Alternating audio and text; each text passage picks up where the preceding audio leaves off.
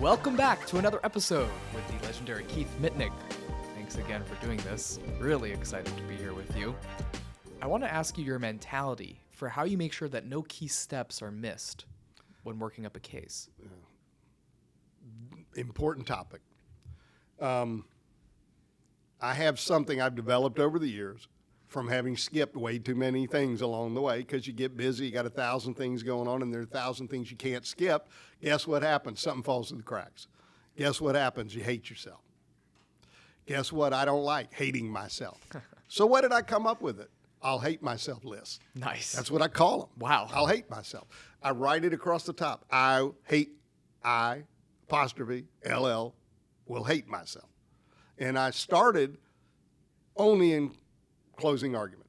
I have a little index card for rebuttal. And I put, I'll hate myself.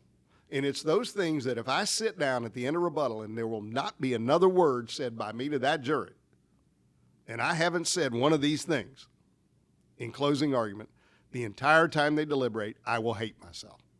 I will be ill, kicking myself, saying, I can't believe you didn't bring that one up. Not everything I want to talk about, it's so big. If I miss that one, I'll hate myself, because you're never going to cover everything you want to cover. So my hate myself list is only maybe 10 things, sometimes less. So, but how do you come up with the essentials that make that list? Oh, you just know, for example, it's a comparative fault case. Mm-hmm. And the jury may very well put some fault on your client. And I need to remind them, you do, even though the instruction says it, you do not reduce the amount of the damage one single penny because of any fault of my client. All that's handled by the judge after the fact. It's in the instruction. You want to put it up. You want to tell them. If I don't bring that up, it's just, I know from experience, they'll end up saying, yeah, but he's part at fault, and they cut your damages in half here, and you get double dip. They put 50 on your client here, and they cut the damages in half. Now you're cut in half twice. I want to cover it. I want to make sure I cover it. I want to point out before I sit down some factual thing that came up that sounded bad for us, but when you address it, it's not. If I don't bring that up, I'm going to hate myself, because that's the thing we could lose on. Basically, these are the facts that could make the difference between these are the points that could make the difference between winning or losing, or the amount. They're huge different making points. And you distill it down, you'll know what they are. They're the things that keep you up at night. They're the things that excite you, whatever it is. But it's a short list. If you got 40 things on there, it isn't an I'll hate myself list. So, and it's the last card I look at before I sit down. And I got a system with these cards in rebuttal. I'm slapping them down and go, and it's the next, my final words card and my hate myself. I'll glance at it. And I never miss one now because I look at it. And I'm usually covered them all, but there's about half the time, maybe a little less, I go, God dang, I almost missed one. It's so humble of you to simplify it even for yourself. Like, you make it so elementary for yourself. You'd think, I've been in the game for like decades and decades and decades. No, you're boiling it down to this list. I do it for self-preservation because you know what? I do hate myself. And I hate hating myself. Well, it's already stressful. I don't need to be stressed. I skipped a step. So it's given me great peace of mind. And I realized a few years ago, why in the hell am I just limiting that to rebuttal closing? So I use it in everything now. So let me give you some examples. There are things where you're going to reach a point of no return.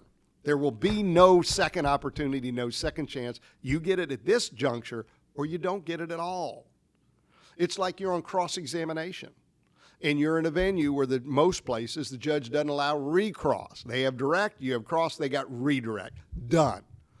You sat down and you go, I can't believe I didn't get this huge point I was supposed to score on cross. In the middle of it, everything was going great. I decided now's the time to sit. I sat at the perfect moment, but I left something out. Well, my cross cards, may be fairly voluminous. How am I going to find if I skip something? You need to want to sit down. You want it to be smooth. Am I going to sit up there and look at everything I've done and not done? Maybe, but then you start feeling the stress of standing there looking. Your eyes skip over it. One hard card like this. I got my hate myself cross list. I don't even say cross, just I hate myself. I know what it's for. It's in there. Before I sit down on cross, I go, this is the moment, perfect time. I look, that'll get them all. Nope, God almighty. One more thing. I get it, and then I sit down. I got to ask, when did there must have been an inflection point where you were hating yourself so much that you're like, I got to do this. What was that? Just too many times, because I cross-examine people. Mm-hmm. I take satisfaction in have become good cross-examiner. I expect a lot of myself. I'm my own biggest fan and my own worst critic, and I spend a lot more time kicking myself in the behind than I do patting myself in the back. And if I sit down and have left something important out, I take it serious. I feel like I've failed at something important. Even I scored a bunch of points, did great. I always worry that's going to be the one that's going to make the difference. I can't believe I left it out. I've seen it firsthand where you write sometimes these emails, and I'm just like, I feel the pain that you feel in your gut when you're like, I should have done this, or it's really beautiful. It's really honest of you. What makes a good cross-examiner? You said that you're a good cross-examiner over the years. You've developed that skill. Just curious, the macros of that. What does that look like? What makes a good cross-examination? Well, the good cross-examination is about understanding what you're trying to accomplish, finding the fatal flaws in what that witness has to say. You're not going to take everything down. Where are the points that you can show they're not reliable? Understanding what it is you want to accomplish with that witness. They're different witnesses. Some of them, they're not playing with a full deck. Some of them, they're not straight shooters. Some of them, they're just sold their soul for money. Some of them have just gotten carried away by the competitive spirit with the good people. Some of them actually are pretty straight shooters, and they give you a lot of good answers, and you thank them for coming. You know, some of them, they're not the bad guy. It's the defendant who hadn't given them the right information, and don't beat them up for it. Beat up the person that didn't give them the information through your cross. So it's just years of doing it, and then information management. You got to have your information at your fingertips with a good game plan, and you want to be able to access this quickly and easily. That's why I use these hard cards, because you can shuffle the deck and move around topic-wise freely. Listen to your answers. Don't be so carried away in what you want to ask. You don't listen. Sometimes they give you a gift, and you can go after that. Sometimes you think you got it and you didn't get it. I can't tell you how many times someone else has crossed and I said, you need to go get this. I already did. No, you didn't. I asked it. You did. He didn't answer it. Yes, he did. He did not answer it. Go get. And then they will get the transcript, and then the daily, if we're getting daily, go, yeah, and then you're right. Wow. You didn't. You got to listen. You got to be You got to be an active listener during cross. But anyhow, there's so much to it. Do you have any stories that either someone gave you a gift on cross, or you mentioned that one of the archetypes is that they're sold for money? So either a story for either of those. Yeah, sure. You get the expert who just is fighting so hard they won't give up on a simple point they should have given up on. And you just let them fight it for a while. And you finally, you reach a point, you say, sir, it's this simple. Are you saying that my client was hurt in this crash, and for the first 3 months was not only hurt from the crash, needed all this treatment from the crash? And then they went to bed 3 months out from the pain, from the crash, needing treatment, according to you, and woke up the next day with the exact same place in the exact same location. Nothing's changed with the pain. But in the morning, they went to bed with it being caused by the injury in the crash, according to you, and woke up the next day with the same pain, and now it's completely unrelated to it. Now the crash is all just a big coincidence. Is that really what you're telling this jury?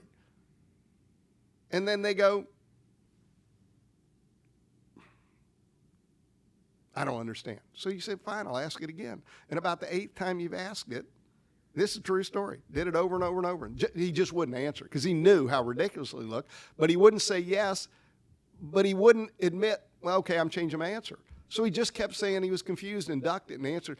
And finally, the other lawyer couldn't take it anymore, the defense lawyer, and he had said, objection, Your Honor, this has been asked and answered, and this is badgering. And the old judge goes, well, I'll agree it's been asked a bunch of times, but it ain't been answered. And the whole jury laughed. The jury burst out laughing. I thought, oh, that's great. I don't need to do it anymore. We got the point. So, that's a sold your soul to the devil. Look, just give straight answers. So, they cut, it always works that way. But coming back to this point of these, I use these I hate myself lists in an argument. I got a really important argument we're making in the middle of the trial about something. And I got my case law, and I'm the one going to be arguing it. And I got the points I want to make. And I got it all laid out how I want to do it. But you know what? You get, and the judge asks a question, you get diverted. And then this comes up, and you get diverted. And then you sit down, and this is a judge who won't allow you, you get your chance, and then that's it. And it's their motion, so they get the last word. And I know he isn't going to let me re-argue. I don't want to sit down and have left one of my key points out. I got all my arguments, but I got a separate card with "I hate myself." And I just list, and I don't need to lay the arguments, just these are the points, don't miss one. But the judge says anything else, I go, one more thing. Or nope, that's it. It's peaceful. Here's another one, critical. I call it an order of proof. Most people think order of proof is who's coming up next with your witnesses. I was taught, I didn't come up with this. My bosses when I was a baby taught me, but it was, I've used it ever since. A real order of proof lists every point that you got to make to get back past directed verdict and to prove your case up. By witness. This witness and below that witness, and I put the witnesses in the sequence I plan to call them, and that always half the time gets shuffled, but my best intentions. But the more important part is under every witness, here's the key testimony we got to have, A, B, C, D, E, F. They got to say, based on reasonable medical probability, this was caused by and whatever, here's the damages and they're related and reasonable and necessary, whatever you needed from that witness, and any documents had to go in that witness. That's an order of proof. Whoever's not up doing the witness is checking them off as they go. Now, when you're ready to sit down, you're not, did I miss anything? You're not going, I don't think so. Yeah. You know how stressful that is? You're tired. You're day 4 of trial. You think you did it, but you're not. You're thinking he's listening. I'm in the battle. He's listening. Maybe he's not or she's not. Maybe for a moment, someone interrupted them. You got your list. It's been checked off. I can sit down in peace, or I look down and I skip something. All of that. Now when it's time, judge says, you ready to rest your case, which is stressful. Because you want to go, what if I skip something and they move for directed verdict? It's granted because we just didn't get the evidence in because we forgot.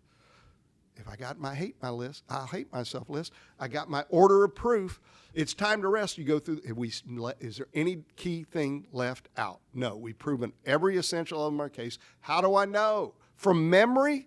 No, because I got an order of proof, which is just another version of I'll hate myself. The last of it. How does this apply in life? I'll tell you how. Think about it like this. At these moments, I call moments of no return. Yeah, can you elaborate on that? Yeah, that a moment cool of no phrase. return. When you're done, you don't get another chance. When the words come out of your mouth, you don't get to take them back. That's a moment of no return. Think about it, and here's an analogy that brings it home to me. Think about it like pressing send on a sensitive email. Oh.